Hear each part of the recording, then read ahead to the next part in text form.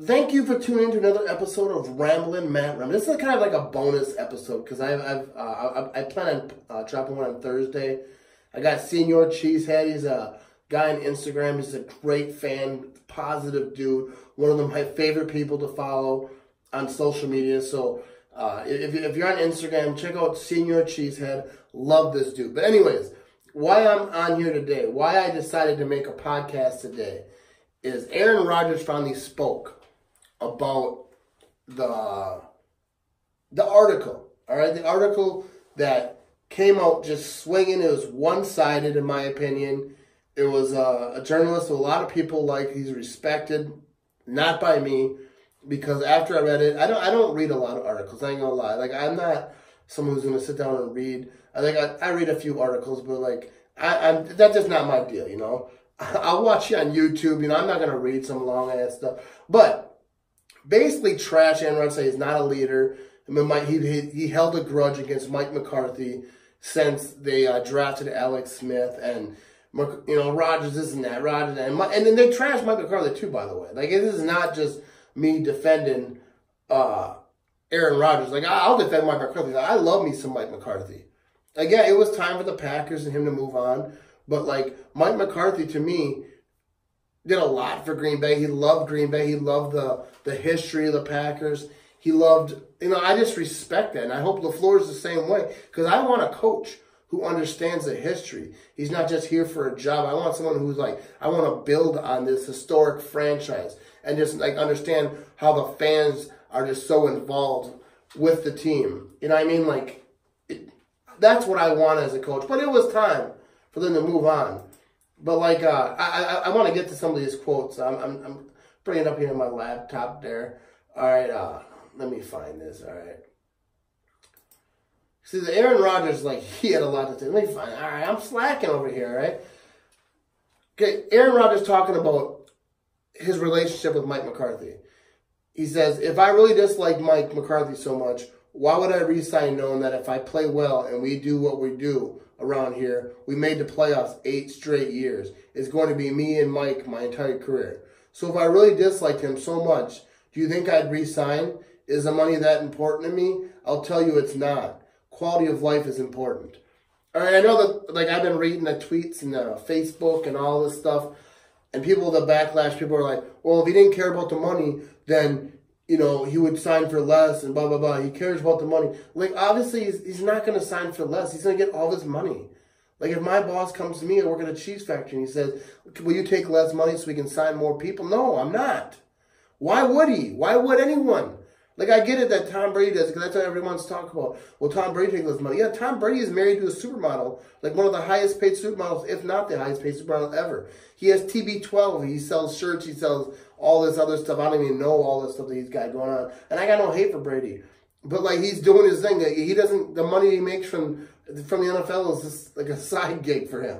All right? So I'm not going to hate on a dude for making all of his money. All right? And then you got this, let me see if I can find this. Here's what Rodgers had to say. It's 100%. Let me back it up here. It's ridiculous. It is 100% patently false. So it's either he made that crap up, or what he would probably do as a writer is say, "Oh, this is my source's problem. They told me something." I talked to Mark like last week, and I said, Mark, what'd you do? Did you tell somebody about the conversation? He goes, that's ridiculous. And I said, because that's not what happened. And he told, yeah, of course that's not what happened. We had a great conversation, like we always do.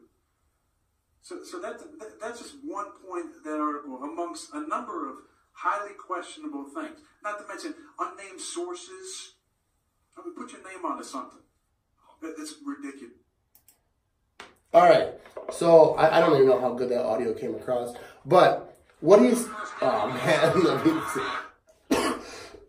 this is going on fine, but what he's talking about is the conversation that they said he had after LaFleur is hired. They were talking about Mark Murphy called and said, "Don't be the problem" and all this, and I knew that was BS, because who was in the room like when that conversation happened?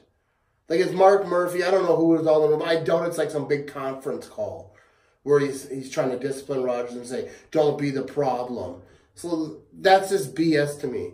And Rodgers said it right there. Like all these unnamed sources. First of all, I don't listen to unnamed sources. It's no different than being at work and people are like, don't tell anyone, but like Susie said this or Mark's having an affair with this. Like, I don't give a shit about that. Like, don't tell me. Like, dude, don't. Unnamed sources are BS. And then you got Jermichael Finley, who's been off and on. Like, I used to love me some Jermichael Finley. My dog's name is Finley. From back in the day, like, I love me some Jermichael Finley. But he wants to run his mouth. Like, when's the last time you heard Jermichael Finley's name or Greg Jennings' name and they didn't have Aaron Rodgers' name in their mouth? They're irrelevant. They do not matter. Greg Jennings is on FS1. The only reason he's on FS1, who's on FS1? You got Colin Cowherd, all these guys. I think Skip Bayless is over there now. I don't watch FS1 for that reason. They only hire people who want to talk smack. It's not journalism. It's the Kardashian of sports. It's just, they just run people down, and I get it. Like, I used to listen to First Take back in the day with Stephen A. Smith, and it was fun. But now it seems like all it is, it's not debates. It's just smack talk. Just bringing people down. It's not real journalism. Like, it used to be back in the day where they just told you news. This is what happened. This is what this player said. This is what this player did. Now it's all opinions. Like, everyone's just a podcaster like me. Just some idiot in his basement, you know, talking. Like, I don't bring people down. I don't bash on people. You'll never see me on Twitter tearing a player down if he plays with the Bears or wherever he is. I just don't do it, and that's all they do. Like, Greg Jennings, to me, he's only reason he's relevant because he played with Rodgers 7 years ago, whatever it was. He got his feelings hurt, and he talks about Rodgers being sensitive. But the whole reason why Greg Jennings goes at Aaron Rodgers is because he says 7 years ago, whatever, it was his contract year, he was playing a game against the Niners, I think. He ran a shallow route. The guy, the DB said, why are you running all these shallow routes today? And he's like, contract year, baby, whatever. He was making a joke. Rodgers walked up behind him and said, you guys should sign this guy next year. To me, it's hilarious, all right? To me, that's like dudes busting balls. Like, at work, people would say similar stuff, you know, just cracking jokes. But he got offended by it. He got his feelings hurt. And then he wants to, like, 7 years later, so he's talking about Mike McCarthy and Aaron Rodgers. Like, Aaron Rodgers had held on a grudge because they drafted Alex Smith, #1, and he held that grudge. Like, dude, Greg Jennings is holding a grudge. Like, I don't believe Aaron Rodgers held a grudge that long because they wouldn't have been as successful as they were if they were, like, not talking and they had all this animosity towards each other. To me, that's just ridiculous. Greg Jennings, Jermichael Finley, to me, have zero credit. Like, I don't listen to anything they say because the only reason they talk about Aaron Rodgers is to get their name out there. Greg Jennings is a nobody. He did nothing without Aaron Rodgers ever in his professional life. And I don't even like talking trash about players. Like, that's not what I do. But, like, and you can say, like, I'm a homer. I get this all the time. People are like, you're a homer. Like, yes, I'm a homer. I am a Green Bay Packers fan. I'm not trying to be Adam Schefter.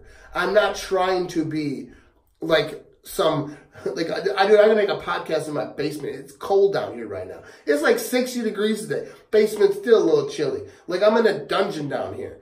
Like, I'm not trying to be Adam Schefter. I'm not trying to be Jason Wilde. I'm not trying to be all these guys. I'm not talking smack about them. They're professionals. I'm just saying. I have no aspirations. Like, I'm just saying my opinions.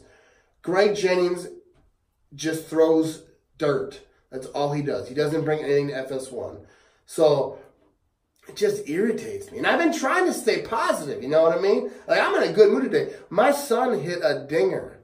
Hit a home run in a baseball game today. I missed it because they changed to where the game was supposed to be a home game and it ended up being an away game because of fields or whatever. So I missed it. So shout out to my son. He hit his first home run in a baseball game today and I missed it. And I'm here talking to you people. All right? So let's check out like some of these quotes that Aaron Rodgers says, all right? I want to get into some of this. Okay, he says, quote, the thing is about the article, it's not a mystery. This was a smear attack by a writer looking to advance his career, talking with mostly irrelevant, bitter players who will all have an agenda, whether they're advancing their own careers or just trying to stir up old stuff. What happens is the same tired media folks picking it up and talking about it. This just emphasizes their opinions about me already. So it's the crazy thing is there's a super slanted opinions in this piece stated as facts, and then they're quote unquote facts, which are just outright lies. So like that's exactly what I think about this article. It's just a bunch of lies. It's just a bunch of, like, anyone can say, like, you could say, start a rumor at your work tomorrow and say, don't tell anyone I said this. And there's no consequences. If you truly believe nobody's going to know that you said it, you can say whatever you want.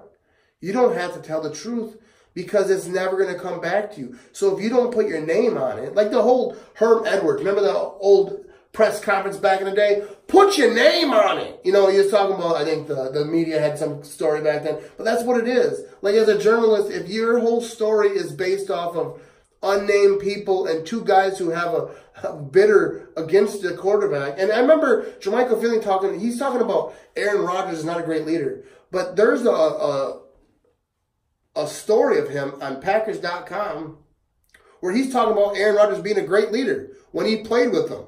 So how are you going to say after the fact he's not a great leader? That just, you know, that just makes him a bitch. I ain't going to lie. That's just what it is. Like, it's just horrible. Let me find it. Let me find, like, okay, so here's a little quote. By the way, this is on Wildy and Tosh. Like, I'm reading these quotes off the story on ESPN Milwaukee. All right. When asked if he liked McCarthy more as a person than as a coach, Rodgers said, I love Mike McCarthy. He's a great man. He's got a huge heart. He really cares about his players, and he showed that to us. As far as a player to a coach, it's just two alpha males who are hyper-competitive and love winning and are both a little stubborn. But again, we talked through so many different issues over the years, and that made us a lot stronger. Like, I got nothing but love for Mike McCarthy. Like, I'll say, like, I know a lot of Packer fans, like, I'm glad he's gone. But obviously, it was time for Mike McCarthy and the Packers to part ways. But Mike McCarthy loved the history of the game, of the Packers. The history of the Packers. Like, there was a story, like a video, when he got fired. He went out there and took one last video of the stadium. He walked around the field. Like, Mike McCarthy cared. Like, he knew the history of the Green Bay Packers. He did great things in Green Bay, and he should be respected. Like, but it was time for them to switch. You know, it was time for him to move on. Like, it was just, it was done. Okay. Mike McCarthy said, this is a quote from Mike McCarthy. When I think about my relationship with Aaron, you're talking about 13 years, McCarthy said. That's a very long time. It's been a privilege to watch him grow in so many different ways, to see him do so many great things on the field and off. To think you can be in a relationship that long and not have any frustration, that's unrealistic.